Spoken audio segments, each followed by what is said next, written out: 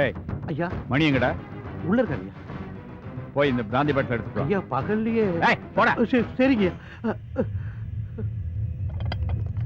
ஐயா, எடுத்துட்டு வந்துட்டுங்க. மாயமா மந்திரமா? என்னைக்கும் நடந்த விஷயம், அதுவும் அவனுக்கு சம்பந்தமே இல்லாத அந்த கிராமத்துல எப்படி அவனால சொல்ல முடிஞ்சது? யாரையா சொல்றீங்க? கோர்ட்ல பசுபதியோட ஒரு ஒட்டுத்தாடிக்காரனை பார்த்தேன். இதுக்கு முன்னால அவனையும் நான் பார்த்ததில்ல, என்னையும் அவன் பார்த்ததில்ல. யூகிச்சு சொல்றானா இல்ல உண்மையை சொல்றானான்னு தெரியல. அவன் சொன்னது மட்டும் போலீஸுக்கோ மற்றவங்களுக்கோ தெரிஞ்சா என் நிலைமை. அப்படி என்னதாங்கய்யா சொன்னான்? 22 வருஷத்துக்கு முன்னாடி கிராமத்துல அண்ணாமலை சாங்கியம் பண்ணானே, அதை நேர்ல நின்னு பார்த்தவன் மாதிரி சொல்றான். சொன்னா சொல்லிட்டு போறாருங்க. அவர் மகன் தள்ளிவிட்டு தவறி விழுந்தானே செத்தாரு. மகனால இல்லடா, ஒருத்தன் அவனை தள்ளுனான். தள்ளுனானா? யாருங்க அது? நான் தான். ஐயா நிஜமாவா சொல்றீங்க? என் தங்கச்சியை கட்டி கொடுத்ததுனால அண்ணாமலைக்கு நான் மாப்பிள்ளைன்னு ஊருக்காரங்க தான் சொன்னாங்களே தவிர அண்ணாமலை அப்படி நினைக்கவே இல்லை. அதை விட கேவலமா அந்த வீட்டுல சம்பளம் இல்லாத வேலைக்காரனா தான் வச்சிருந்தான். ஊருக்காரங்க மாதிரி நானும் கைகட்டி நின்று தான் பேசணும். வார்த்தைக்கு வார்த்தை குத்தி காட்டியே பேசுவான். இந்த சொத்து பத்தெல்லாம் இருக்கிறதுனால தானே இந்த ஆட்டம் போடுறான். இந்த சொத்தெல்லாம் அவனும் சரி அவன் பரம்பரையும் சரி அனுபவிக்க கூடாதுன்னு நான் ஒரு திட்டம் போட்டேன். அண்ணாமலை மேல எனக்கு வெறுப்பு இருந்த மாதிரி அவன் மகனுக்கும் வெறுப்பு இருக்கிறத புரிஞ்சுக்கிட்டேன். அவனோட வாரிசை அவன் கூட என்னைக்கும் ஒட்டவிடக்கூடாதுன்னு நினைச்சேன். உங்க அப்பா மேல உனக்கு வெறுப்பா கண்ணு? உன் கோவத்தை காயத்துல காமிச்சிட்ட. ஏன் கோவத்தை எதுல காட்டுறதுன்னு தான் தெரியல.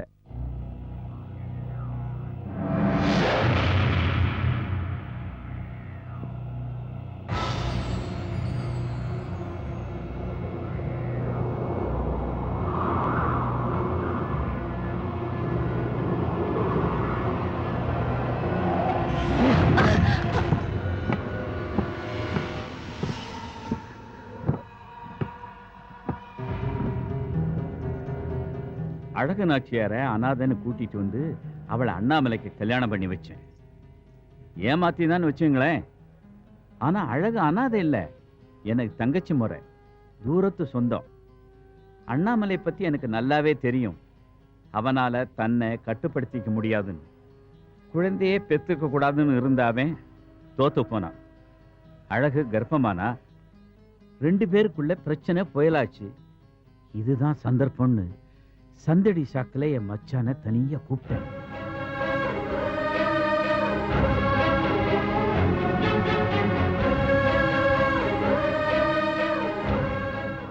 காரணம் என்னன்னு தெரியுதா? தெரியல.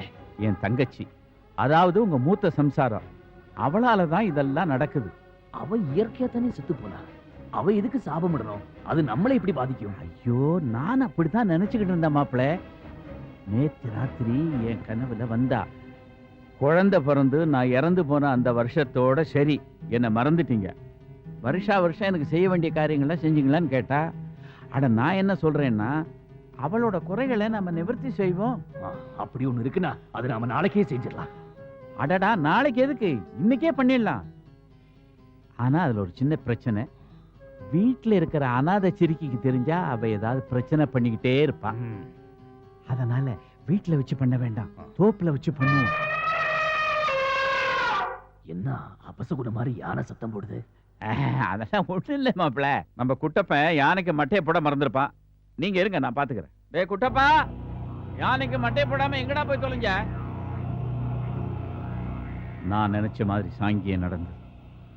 அண்ணாமலை மந்திரம் சொல்லிக்கிட்டு இருந்தான். மொட்டை அடிக்கிறதுக்காக பசுபதியை தூக்கிட்டு வர சொன்னேன். மொட்டைக்கு பயந்து பசுபதி ஓடிக்கிட்டு இருந்தான். நீங்கள்லாம் அவனை துரத்தி ஓடிக்கிட்டு இருந்தீங்க. உண்மையிலேயே தனக்கு நிம்மதி கிடைக்கணும்னு தன்னை மறந்து அண்ணாமலை சாங்கியம் பண்ணிக்கிட்டு இருந்தான். அந்த இடத்துல அண்ணாமலையும் என்னையும் தவிர வேறு யாரும் இல்லை. ஒரு முடிவுக்கு வந்து அண்ணாமலை இருந்த இடத்துக்கு நான் போனேன்.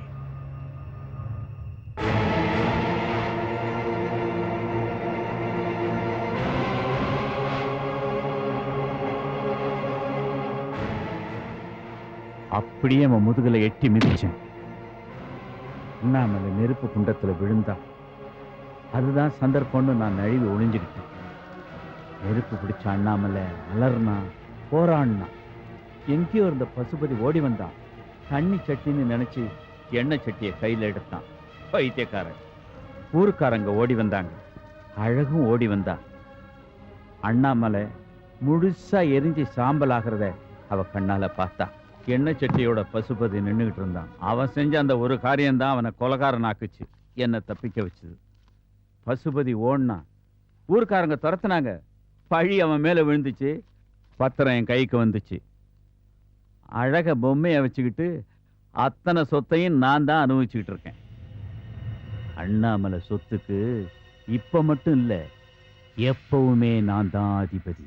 அட பாவி, நீ அவரை கொலை பண்ண. எனக்கு ஒரு வாழ்க்கை அமைச்சு கொடுக்கறதா நினைச்சேன். அந்த கல்யாணத்துக்கு சம்மதிச்சேன். ஆனா அதுக்கு பின்னாடி இவ்வளவு பெரிய திட்டம் போட்டிருக்கேன்னு இப்பதான் எனக்கு புரியுது. இத்தனை வருஷமா பசுபதி தான் அந்த கொலையா பண்ணான்னு நினைச்சேன். அவனை பழி வாங்கணும்னு துடிச்சுட்டு இருந்தேன். ஆனா இத்தனை வருஷம் இந்த உண்மையை மூடி மறைச்சு எங்களுக்குள்ள இருக்கிற உறவை பகையாக்கிட்டியடா. உன்னை சும்மா விட மாட்டேன். இப்பவே போலீஸுக்கு போய் சொல்றேன். போலீஸா? எங்கேயோ அனாதையா தெரிஞ்சுக்கிட்டு இருந்த உன்னை கூட்டிட்டு வந்து அரண்மனையில குடி வச்ச நாதியத்தை கழுத என்னைய போலீஸ்ல காட்டி கொடுக்க போற? ஆமாண்டா, இந்த அனாதைக்கு வாழ்க்கை கொடுத்தங்கிறதுக்காக நான் உன்னை சும்மா விட மாட்டேன். நீ செஞ்ச கொலையை இப்பவே பசுபதி கிட்ட போய் சொல்ல போறேன். இதனால என் உயிரே போனாலும் பரவாயில்ல. இப்ப சொன்ன பாரு, அதுதான் கரெக்ட். உயிர் லேட்டா போக கூடாது, உடனே போயிடணும். எந்த அளவுக்கு சாதுவோ அந்த அளவுக்கு எரிமலை. உன்னை அவ்வளவு சீக்கிரம் வெளியே விட மாட்டேன்டி. விட்டா எனக்கு தான் ஆபத்து. இவ்வளவு திட்டம் போட்ட எனக்கு தெரியும்டி. என்னைக்கு இருந்தாலும் என்ன காட்டி கொடுப்பேன். ஓடி உள்ள.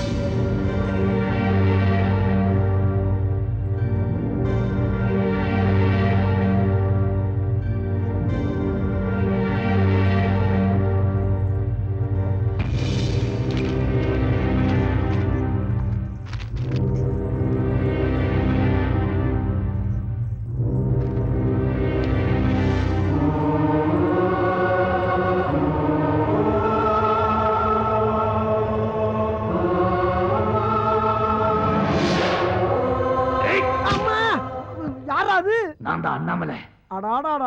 அண்ணாமலையா, உன் தொல்லை தாங்க முடியலப்பா. தூங்கிறவனை எதுக்கு எழுப்புற? அதெல்லாம் அப்புறமா சொல்றேன். முதல்ல ஏஞ்சி எங்கூட வா. எங்க கூப்பிடுற? முதல்ல வாயங்கூட வா. அக்க போறா இருக்குடா உங்களோட.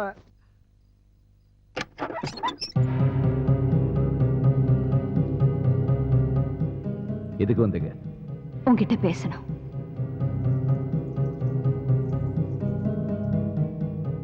இவன் தங்கச்சி.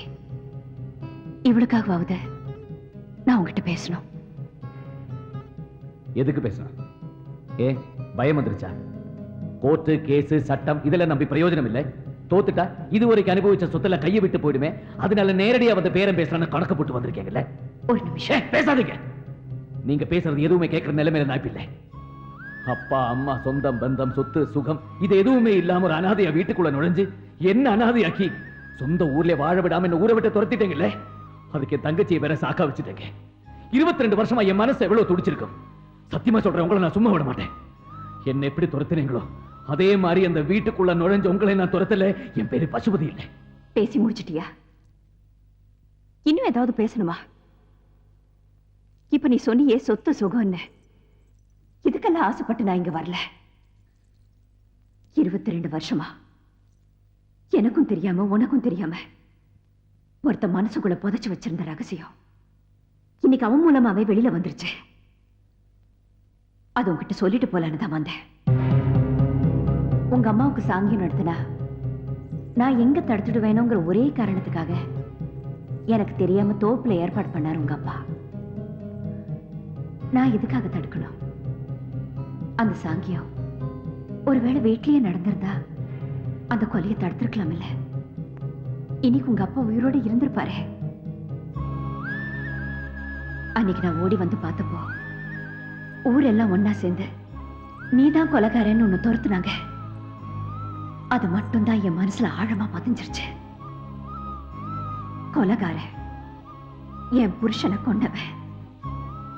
இதுதான் திரும்ப திரும்ப என்ன சாட்டையால் அடிக்கிற மாதிரி இருந்துச்சு. ஆனா இதுக்கெல்லாம் காரணம் யாருன்னு இப்பதான் தெரிஞ்சுக்கிட்டேன். வேற யாரும் இல்ல, உங்க மாமாதான். பல வருஷமா மூடி மறைக்கப்பட்ட உண்மை கொஞ்ச நேரத்துக்கு முன்னாடிதான் உங்க மாமா வாயாலேயே வெளியில வந்துச்சு. உண்மை தெரிஞ்சு தட்டி கேட்க போன என்ன ரூம்ல போட்டு அடைச்சிட்டான். கொஞ்ச நேரத்துக்கு அப்புறம் யாரும் வந்து கதவை திறந்தாங்க. யாருன்னு தெரியல. கீழே போய் பார்த்தேன். உங்க மாமா அடிபட்டு மயக்கமா கிடந்தாரு. அவரை யார் அடிச்சாங்கன்னு தெரியல. பக்கத்துல பத்திரம் இருந்துச்சு. இதை எடுத்துக்கிட்டு உன் தங்கச்சியும் கூட்டிக்கிட்டு இது உன்கிட்ட ஒப்படைக்கலாம் நீங்க வந்தேன். இதா எனக்கு வேண்டியதெல்லாம் ஒண்ணுதான். 22 வருஷமா உன்னை பழி வாங்கணும்னு நினைச்சிட்டு இருந்தேன். அதுக்கு நீ என்ன மன்னிக்கணும். இன்னொரு விஷயம், உங்க அப்பாவோட ஆத்மா சாந்தி அடையணும்னா அவருக்கு பண்ண வேண்டிய கர்ம காரியங்களை நீ தான் செய்யணும். அது மூலமா அவர் ஆத்மா சாந்தி அடைஞ்சா அது போதும் எனக்கு.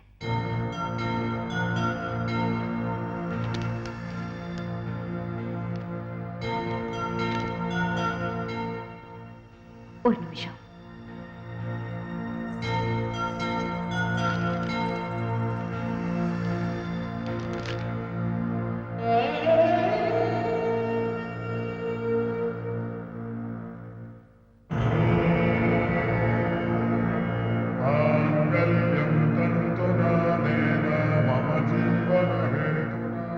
இப்போ அதை என்ன புரிஞ்சுக்கிட்டியா? இத்தனை நாள் என்ன உறுத்திக்கிட்டு இருந்ததெல்லாம் இப்போ அதிரை தள்ளிட்டேன். நம்ம குடும்பத்துக்கு நிம்மதி கிடைக்கணும்னா நீ ஒண்ணு செய்யணும். நாளைக்கு உங்க அப்பாவோட இறந்த நாள். அவர் இறந்த அதே இடத்துல நீ திதி கொடுக்கணும். அதை நீதான் செய்யணும்.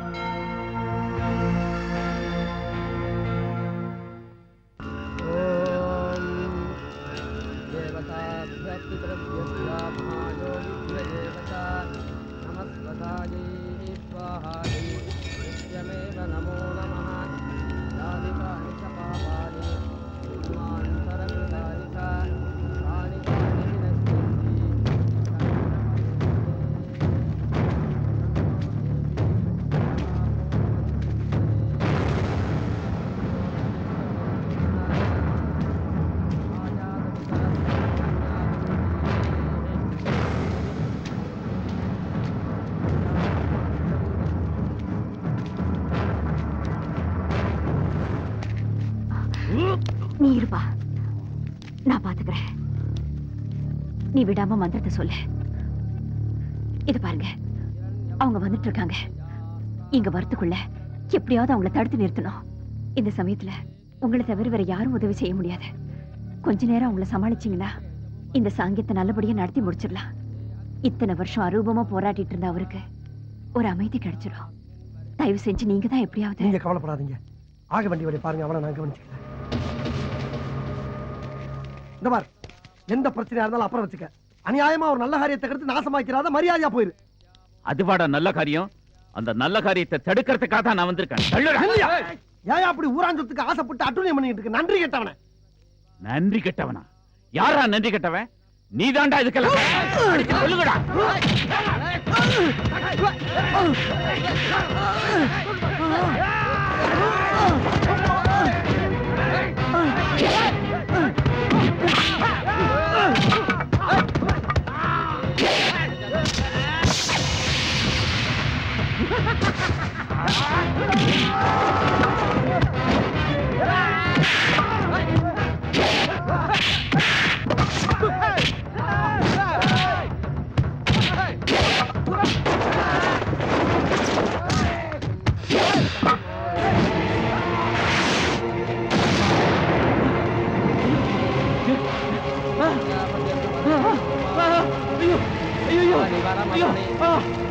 காப்பாத்துக்கா, காப்பாத்துக்கா. ஐயோ ஐயோ, காப்பாத்துக்கா. ஐயோ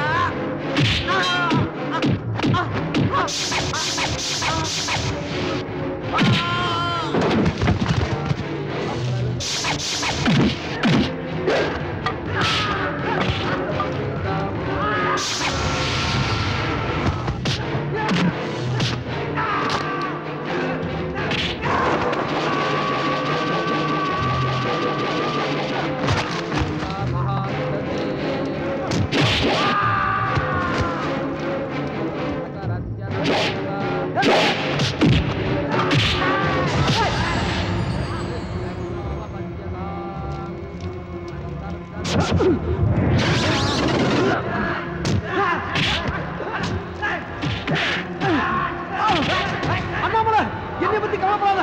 நீ போய் ஆக வேண்டிய வழியை பாரு. போயிரு அண்ணாமலை, போயிரு போயிரு.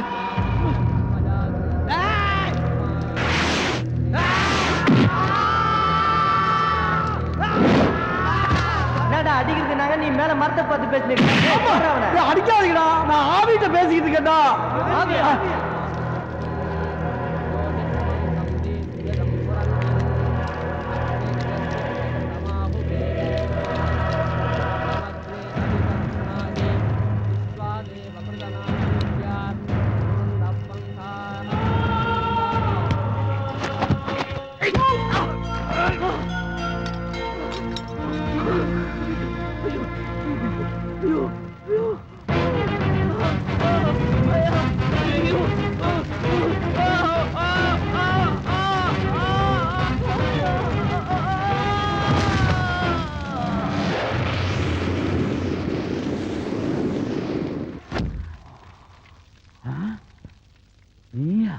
ஆமா, 22 வருஷம் நீ அநியாயமா கொன்னே அதே அண்ணாமலைதான்.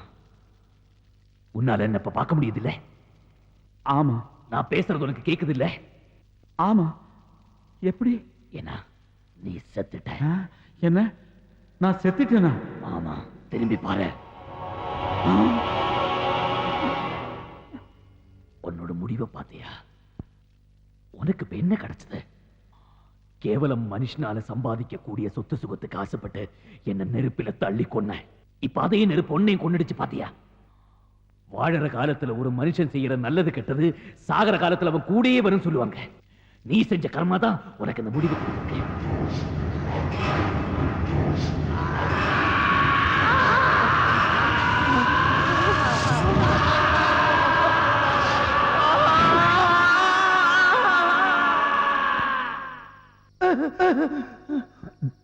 நைனா,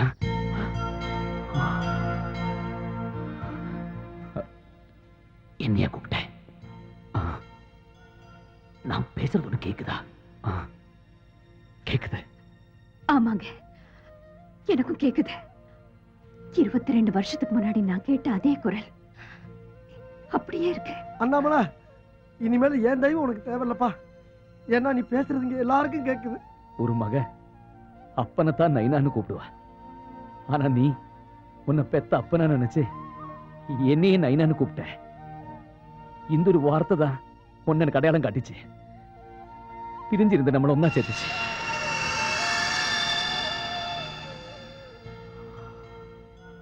எனக்கு போக வேண்டிய நேரம் வந்துருச்சு. அண்ணாமலை, அண்ணாமலை போகாத அண்ணாமலை.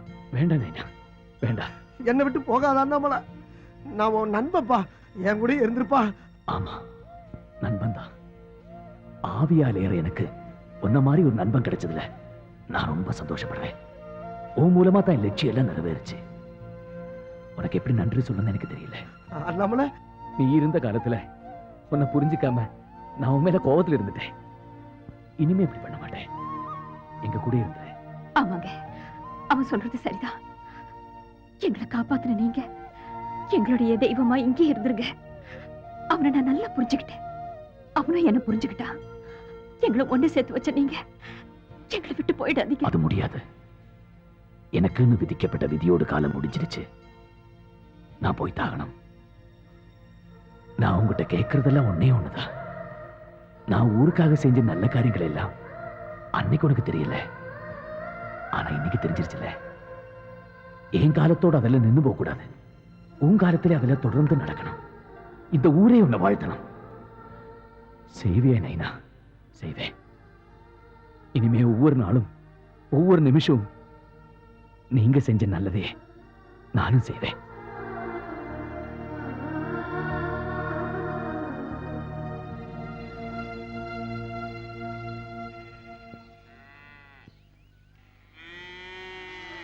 ஐயா, கொஞ்சம் வெளியில வாங்களே. ஐயா, ஐயா, கொஞ்சம் வெளியில வாங்க. என்னாச்சுமா? என் பொண்ணு பிரசவத்துக்காக ஆஸ்பத்திரியில சேர்த்திருந்தோம்யா. அதுல ஒரு சிக்கல் ஆயிப்போச்சு. டாக்டர் உன் பொண்ணு வேணுமா இல்ல குழந்தை வேணுமான்னு கேக்குறாரு. இதுக்கு நீங்க தான் ஒரு அருள்வாக்கு சொல்லணும். கவலைப்படாதீங்க. என் சந்ததி இருக்கிறது வரைக்கும் இந்த ஊர் மக்களுக்கு எல்லாம் நல்லதுதான் நடக்கும். என் நைனா கடவுளா இருந்து எல்லாருக்கும் நல்லது பண்ணுவாரு. நைனா!